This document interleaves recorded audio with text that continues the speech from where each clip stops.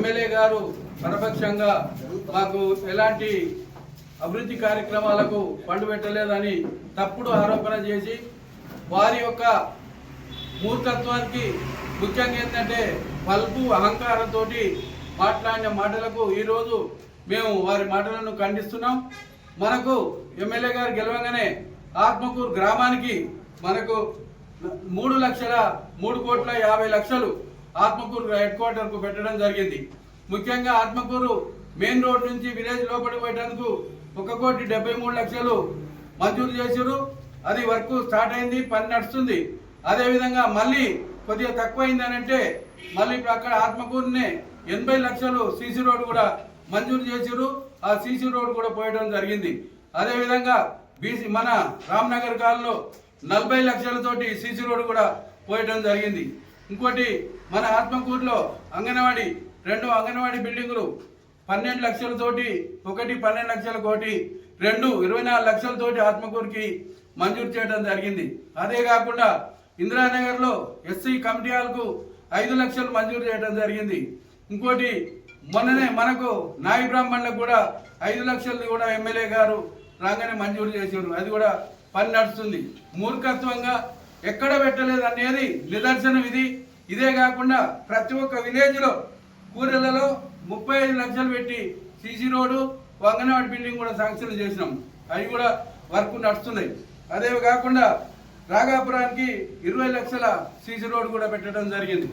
అదే కాకుండా పులాయగూడానికి 30 లక్షల రూపాయలు సీసీ రోడ్డు కూడా పెట్టడం జరిగింది. అది కూడా అక్కడ పని జరుగుతుంది. రాగాపురానికి 40, రైకాన్పేటకు 45 లక్షలతోటి సీసీ రోడ్డు కూడా మంజూరు చేసినాం. ఆ వర్క్ కూడా ఇప్పటికి 25 లక్షల వరకు అయింది. ఇంకా 10 లక్షల వరకు నడుస్తుంది. కప్రాయపల్లికి 40 లక్షల సీసీ రోడ్డు కూడా మంజూరు చేయడం జరిగింది. అది కూడా అక్కడ పని నడుస్తున్నాయి. ఇంకా తుక్కాపురానికి 40 లక్షల రూపాయలు మరి సీసీ రోడ్డు కూడా మంజూరు చేసినాం. ఇదే కాకుండా మనకు ఆత్మకూరు నుంచి కొట్టకాలు పోయే దగ్గర వాగు దగ్గర కూడా చెక్ డ్యామ్ కూడా 4 కోట్లతో చెక్ డ్యామ్ కూడా ఏర్పాటు చేసుకున్నాం.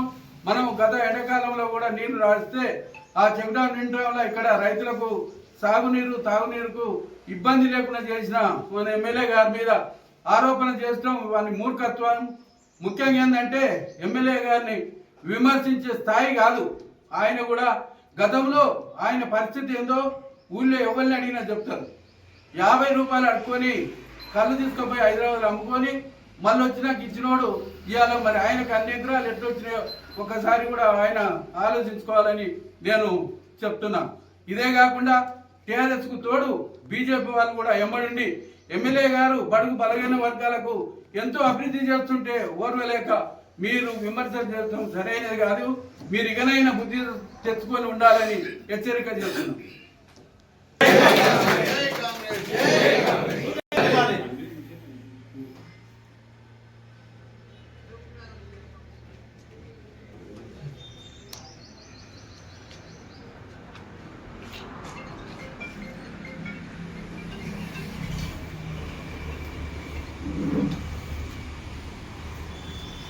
కూడా 80 లక్షల రూపాయలు మంజూరు చేయడం జరిగింది. అక్కడ 2 కమిటీ హాళ్ళు, మిగతాయి 60 లక్షల రూపాయలు సీసీ రోడ్ కూడా చేసినాం. అది కూడా వర్క్ అయిపోయింది. ముఖ్యంగా ఏంటంటే మన ప్రజాప్రభుత్వం ఏర్పడ్డాక మన ప్రభుత్వ విప్పు ఐలన్న గారు మన ఆత్మకూరు మండలానికి అన్ని విధాల ముందుండి మన ఆత్మకూరు మండలాన్ని అన్ని విధాల ముందుకు నడిపిస్తున్నారు. వారిని విమర్శిస్తే బీసీ నాయకులు ఎవరైనా వారిని విమర్శించిన వాళ్ళను వాడు ఏంటంటే ఓ మాట ఏంటంటే ఎమ్మెల్యే గారిను ఏదో ఊరికి రానియను అనే మాట మాట్లాడిండు. అదే మాట కనుక వెనకకు తీసుకోకుంటే ఆయన ఊళ్ళు ఉండకుండా కూడా కాంగ్రెస్ కార్యకర్తలు చేస్తారని నేను హెచ్చరిక చేస్తున్నాను. మనకు ఈ 10 సంవత్సరాలలో మనకు టీఆర్ఎస్ ప్రభుత్వం ఉండగా ఒక్క రేషన్ కార్డు ఇవ్వలేదు, ఒక్క ఇందిరమ్మ ఇల్లు ఇవ్వలేదు. ఇవాళ మనం 350 ఇండ్లు ఇందిరమ్మ ఇండ్లు ఇచ్చినాం. ప్రతి ఒక్కరి పేదవారికి రేషన్ కార్డులు ఇచ్చినాం. అదే కాకుండా ప్రతి ఒక్క ఇంటికి 200 యూనిట్లు కరెంటు ఫ్రీ ఇస్తున్నాం. సన్న బియ్యం ఇస్తున్నాం. మహిళలకు ఉచిత బస్సు ప్రయాణం ఉంది. ఇవన్నీ కళ్ళు కనపడతలేనట్టున్నాయి.